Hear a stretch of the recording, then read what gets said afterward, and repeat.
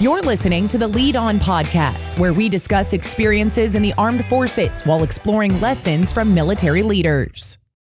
Welcome to another edition of Lead On, Lessons from Military Leaders. I'm David Deary with the Enlisted Leadership Foundation. For this episode, I want to introduce you to John Stone.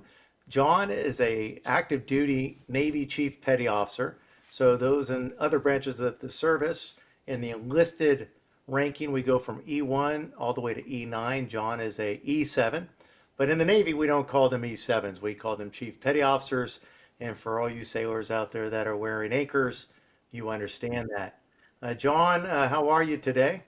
I'm good, real good. I'm glad to be here, and I'm grateful for the opportunity to come on and chat with you.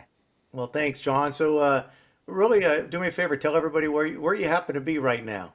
So I'm out in Misawa, Japan, on a deployment out here with the van operational det. So I have a crew of about 40 people out here, and we're on deployment. We're stationed out of Whidbey Island, Washington, and we're doing our thing out here. First time in Japan. I'm enjoying it, and it's not too shabby. Well, great to be out there leading at the tip of the spear. That's what we were referred to back when I was stationed in Japan back in the late 90s. Yep. So, John, I'd like to just start this off with just a little bit of a humor, if you will. So, what's the worst piece of leadership advice someone ever gave you? There's been a few. When you've been in as long as we've been in, you come across all kinds of different types of leaders. And someone once told me, eat the meat, spit out the bones, take what applies to you and spit out the rest. And I think the one that really stuck with me is, I remember it was actually a warrant officer said, I was talking to him about a sailor, and he said their family didn't come in their sea bag. Mm, And yeah. and that's a common thing you hear from time to time. And to me, I think that's probably one of the worst things you can say to a sailor, because we're humans before we're sailors. And if a sailor doesn't feel like they're able to take care of their family, or we're not taking care of them so they can take care of their family, then I think it's a lot easier to lose them in regards to respect, or just the ability for them to follow you. And so that was probably the worst leadership advice I got. I'm more of a get to know the sailor as a person first. Are you married? What's her name? What's his name? How many kids do you have? How old are they? And because they do actually, it's a package deal at the end of the day. And it's unfortunate when we have to make someone choose between their career and their family. And sometimes it comes down to it. We have to, but you still should tailor the way you speak to people to get the best outcome. Yeah, I've heard that saying before. And one thing about, even if you say something like that tongue in cheek or in jest, you don't know where the person happens to be at that point in time where you would make that comment, and that may have that negative, that reverse effect. And to your point, you may not realize the effect that it had on that person, but they do. And that may be critical, whether they ever come back to you as a leader, whether they ever trust you or confide in you because of that response. I certainly hope when I met you back in the early 2005, 2006, probably six, on board Macon Island, I hope I didn't make a comment like that to you. No, So that, definitely not. That's why we're still friends today. thank goodness. Well, I've we're always still looked friends. up to you since day one. So, Well, I appreciate it, and I've always looked up to you and Sarah and all that you guys brought to the command, and when we were able to get reacquainted at the Foundry, which we'll talk a little bit about that. So, I mentioned so share a little bit about why you came into the Navy. Where John Stone in 3 minutes or less, where you came from, and what brought you into the Navy and to Japan. well, I grew up in a little town that had about 8,000 people.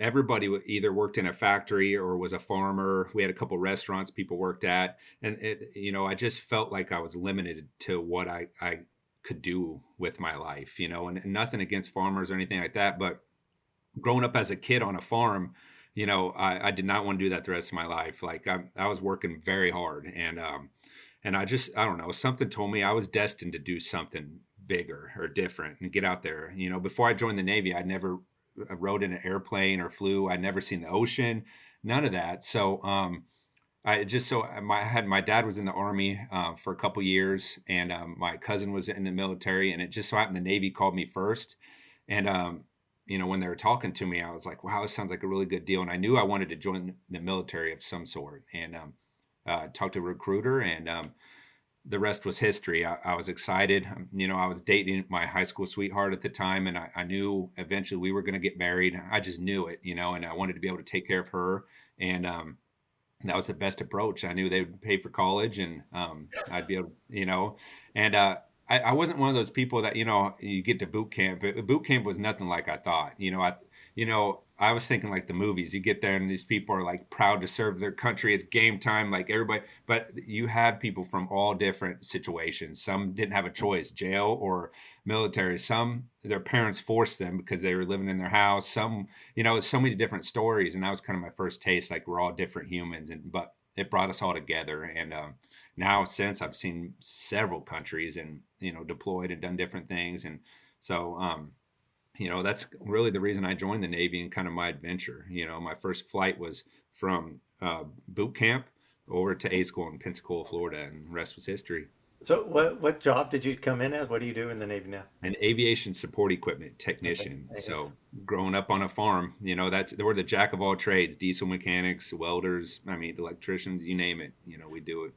So fast forward, I believe it was right around 2013, 13, 14 when you made chief. 15. 15, Yeah, it's 15. 2015. So 2015, on board the USS Essex with the finest command master chief, Master Chief Matt Danforth, who will be separating, retiring after his 30 plus years in June, by the way. Um, I came back from deployment in December, and this will get into the here in a minute, the leadership quality of compassion, which is what I want to talk about. But I think knowing you, you were shown such compassion um, after deployment. Share what happened to Team Stone. Well, 2015 was a good year for me. One of my best. I made chief first time up, in a rate that was essentially locked up, and they said it was impossible, and I made it in between shore duty and sea duty on leave, actually, and went out to the Essex. I mean, I was so excited. First year chief, went through the season. I was motivated, helping others, and it was a great deployment. I learned a lot, great leadership, and got back and from that deployment, and 3 days later found out Sarah, my wife, my high school sweetheart, had stage 4 appendix cancer. And I mean, it was a serious blow. I was on leave when we got back from that deployment, and that's when we found out, and it was a couple weeks before Christmas. And it was just it was huge. It was a huge deal. You would have never guessed it. She was 28 years old, healthy. I was 29, getting ready to turn 30.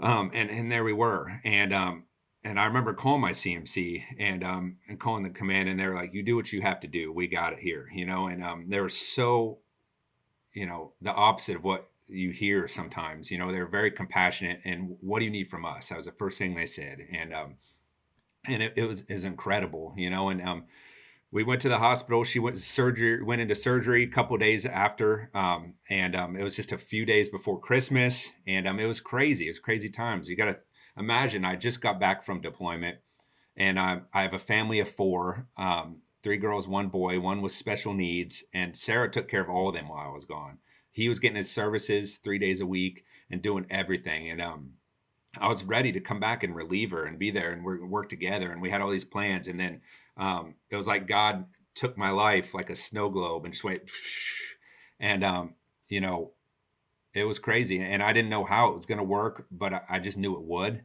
And, that's where, faith came into play. And the same thing Sarah said, the first question after her surgery, when she found out it was stage 4 appendix cancer and it had spread and all these different bad things, was, what do I need to do to get out of here? So I can be home on Christmas with the kids, and Johnny. And she ended up getting out that Christmas night a few days later, 10 o'clock at night. We got home and we surprised the kids, and ended up being one of the best Christmases ever, which proves that it's not about what's happening to you. It's about how you react to what's happening to you.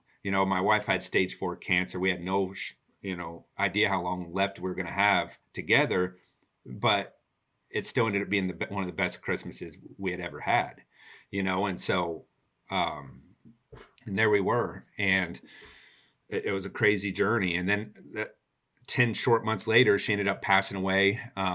It was our last of everything, and we didn't know that. We were optimistic. We were always finding the good. We figured it was going to work out no matter what, and we got this. And we were always, and it got hard, and it didn't matter. I mean, it was crazy. The kids, we had 4 kids. They wanted to see Sarah, and and I had to constantly kind of keep them away from Sarah because she was sick, and all these different things, while also taking care of the Navy and doing all these different things because I wanted to be the MIG-PON. That was my goal, and I wanted to prove to the world that I could become a CMC while also dealing with hardship, and so I was just trying to muscle through, and I did, but that was my first taste of knowing that, or learning that it's okay to ask for help, and I remember finally I was so tired and I said, I just can't do it. And one day the chiefs, from my mess showed up and randomly started mowing my yard and doing things, and I didn't ask. And I was like, wow, I really needed that actually. And so, after that deployment, it was crazy. And that's why I tell people how, and remind people that how important it is to get out there and truly live and don't wait for something bad to happen. And it was that following Halloween, 10 months later. And this was our probably, hundreds of ER visits and different stays. And we ended up being our last ER visit. It was right before Halloween. We went in, and, that night it was just like, you see in the movies. It was about 3 a.m. All her machines started beeping and going off like crazy. And I jumped up, ran over there, hit the emergency button. All these people ran in, and it was insane. And I didn't know what to do. And I looked through, and then this doctor just looked at me, and he says, you're going to have to make the hardest choice probably of your life right now, and you can choose to put her on life support. And we don't know how much longer we'll have with her, but she will definitely suffer. We can't treat the cancer while she's on life support. And or we can take her up to the ICU, and she has anywhere from 4 hours to, I believe it's 48 hours left with us, and we'll make her comfortable. And I was like, holy crap, she had just turned 30 or 29. And, we're just sitting there. I was like, I can't believe this is how our life has turned out. It was insane. And so I looked right through the crowd of people, and she looked right at me and winked, and I kind of knew what I needed to do. And we had these talks before. And I chose the ICU and went up there. And, and I remember she gave me a pass down, and I've said this a few times, and and you've heard it a million times, and she made me promise 3 things, no matter what, continue to find the good in every day, continue to do good things for others, and open your heart up for love again. And that third one, I was like, no, I guarantee that's never happening, and she's like, you have to promise me, you're young, and someone deserves to feel love from you, and you deserve to be loved again. And I was like, yeah, we'll see about that, and then she told me she has no regrets in life, and that's because of me. And it was a pretty magical moment actually, and it was one of the hardest and best moments of my life, if it makes sense, because I knew she was going to be going to a better place, and she was suffering so bad at this point. Like, if anybody that knew her, she was always trying to smile, but I mean, getting sick. I remember she would get sick, and she had a puke bowl, and I would run and empty it out and then run and dive on the bed so I could get there back in time. And it was so extremely hard, and I wouldn't wish it upon our worst enemy. And but remember, while all this is all going on, I'm technically on sea duty, and it just so happened that our ship pulled into the yards, and for a yard period for 18 months. And so my chain of command took good care of me. They could have sent me off to, pawned me off to Hums duty, or done something else. And I told them, please don't. I want to be competitive. I want to make a difference. I love you guys. I want to support. And they had my back to the very end, and they put on when Sarah passed away, they put on a special memorial service for her with the command. because that's how many lives she had impacted. And they were there, and by the grace of God, Captain Quinn, he was a cancer survivor, so he could relate, and that's where I knew I was put the right place at the right time. And so his wife was super nice, and she knew what it was like to be a caretaker and take care of somebody with cancer, and they were just so supportive. And I still talk to a lot of the people from the Essex today, and so I know I went on a little bit past, but No, it's great. It's great. that story I could talk about forever because it was the hardest, but also taught me the most about life Mhm. and love and how important it is to just smile and pause for a second, and find your good. Mm. Yeah, and when we talked about the compassion as a leadership quality, I just think about those 11 months and how much compassion you were shown um, by the leaders at your command, by strangers, because I know that you guys recorded, if you will, this journey on social media. So there was a lot of support and compassion by people that you've probably never met to this day. And how have you been able to, encapsulate a compassionate attitude or a compassion style of leadership, or maybe style is not the right word, but that quality of compassion? How do you show that as a leader today? And especially in the military, oftentimes people look at military as positional leaders. Just listen, I'm senior than you. You will do what I tell you to do. They don't look at us as being compassionate, but yet you just spent a few months talking about the compassion that was shown by the captain of a small aircraft carrier, and then on down. So how do you show compassion? Well, and also I just checked in. They had only known me for about 6 or 7 months, just pretty much that deployment, and it shows. And that type of leadership impacted me for the rest of my life. Here I am years later, still talking about them by name, and that's the kind of legacy I feel like as a leader we should want to leave behind. Life is way bigger than just getting the job done. Sometimes there's a time and a place. I call it putting my chief hat on. Sometimes it just is what it is. I don't have time to talk to you about it, but here's what I'll do. Go do what I asked, and then when you're done, come find me and I'll explain why. And it only takes what 3 seconds to explain that instead of saying because I said so. And it's just and people are going to remember you for one of two things, either for doing something that impacted their lives in a negative way or a positive way. And it's important to remember you can't control how people see you. You may be trying your best, but I think when you're coming from a good spot, you're coming from the heart, and you truly care, and they know you care.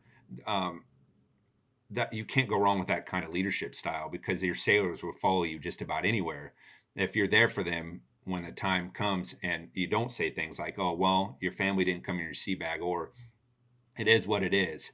And sometimes it may be what it is and you have to do it right now, but why does it have to be? It's never that simple. Sit down and explain why and what you could do to help to at least make it better while we're here.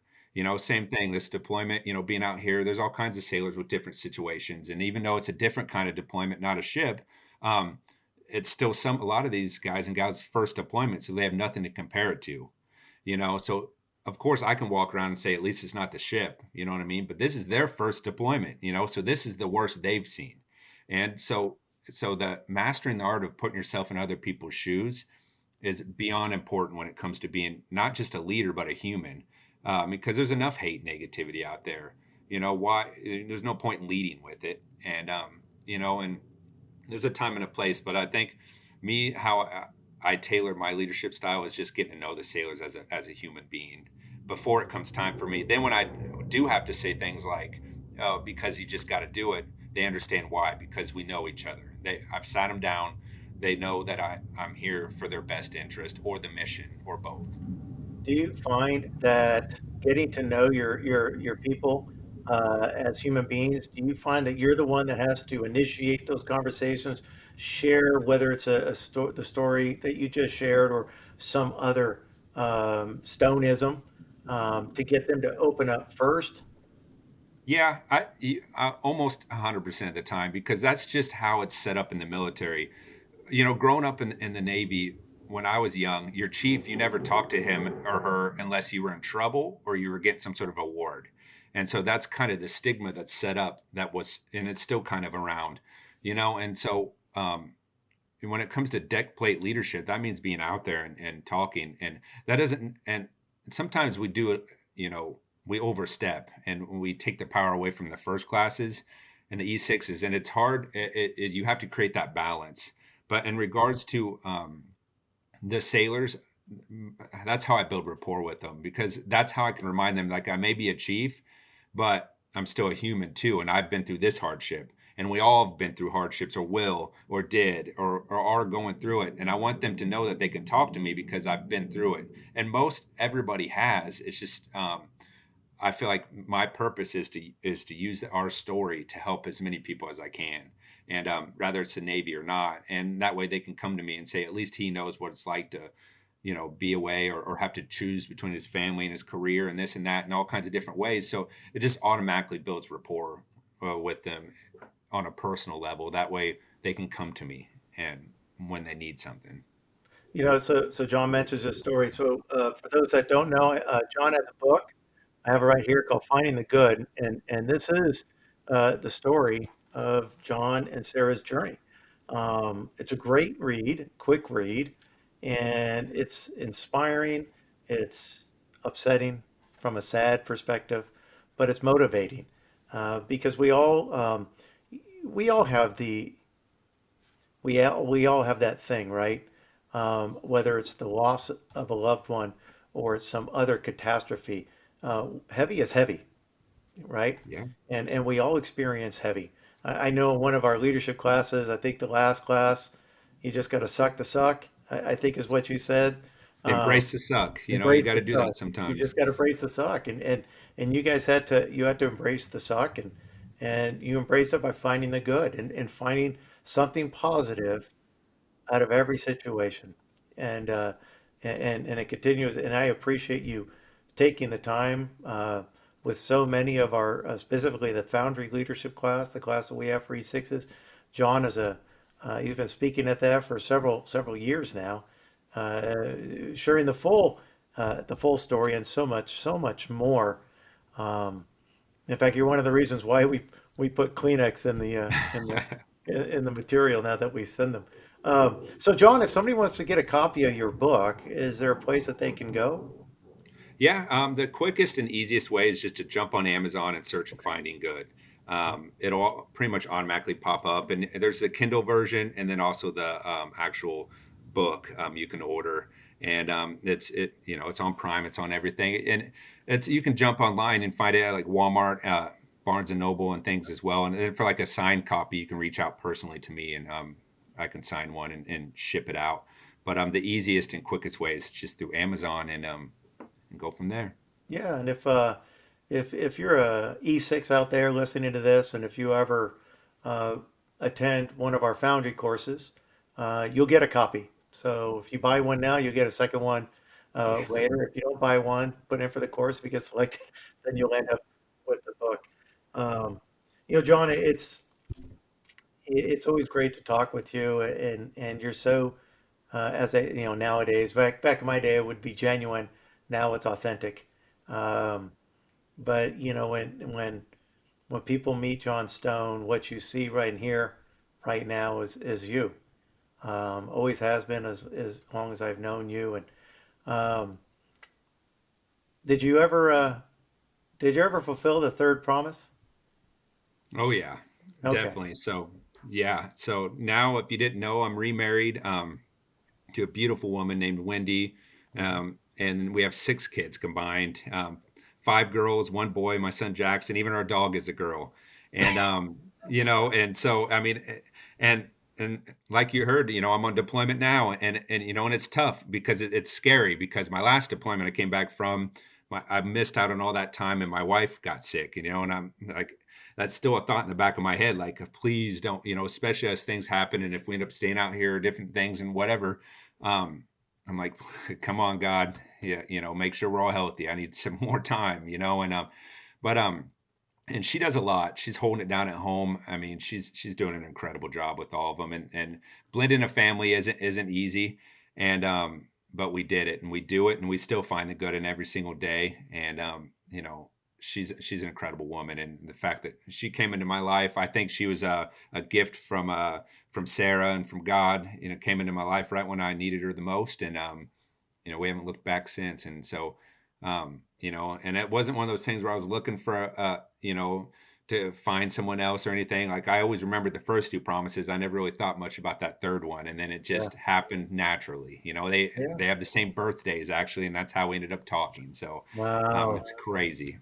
Well, That's a whole other story in that's a whole other itself. story. That's the next time we talk. But the job of the Navy wife, the job of the military wife, is much more difficult than the job that we have, especially even on deployment. Here you are focused on your sailors and what have you, where Wendy's back home, take care of everything. Although, yeah, just to share, prior to John coming on here, he did have to field a phone call from the kids. Modern Yep. technology, right? So, Yep. well, listen, John. One final question, just a total segue, but just we've all we make leadership decisions all the time. Not all of them are the right decision. Have you ever made a bad decision that you got lucky? You kind of I dodged that one. Um, I would say my biggest thing, and I've done this a few times, No, you're supposed is to learn after the first, not to do it again. well, it's just being too nice, Okay. because Yeah. I had a sailor, and it worked out because I kind of just let things slide. I was a brand new, like I said, chief, um, and I I was more worried about how they may feel than the act. Like, and sometimes it takes pain to grow. It takes challenges to grow, and I was unaware of that, so I kept letting things slide, and then smaller problems with that sailor started to. I could see it now, like it clicked. Thank God I caught it in time that, hey, this is about to turn into a way bigger problem than it needs to be. And that's because being naturally, I'm unconfrontational. I don't like confrontation. Yelling at people or getting into people is not part of who I am to a core, but I will if I have to. And that it's came easy. It's come easier as I've been a chief now for 6 years or whatever. But and so what happened is that sailor, I just kept kind of coddling him like, hey, all right, I'll let that one slide. Don't worry about it. But how you doing? And just so worried about how he may feel. And then it took that hard conversation. And that sailor didn't talk to me for like 3 months. I had to get into him. I said, all right, knock it off. You know what I mean? Like you're gonna hurt yourself. And I said, and you're bringing down the crew and this. And I had that hard conversation. And let me tell you, he pouted for a few months. And then finally, he turned himself around. He ended up being sailor of the quarter and all this different stuff. And he came to me and he was like, you know what? That's what I needed, chief. And that was kind of one of my aha moments as a first year chief, that it's okay to be the bad guy every once in a while. Not everybody's going to like you, but sometimes it takes a little bit of recalibration, um, because that's our job as a leader. It's not always easy, but you got to step out of your own comfort zone and get them out of their comfort zone for you both to be the best versions of yourself.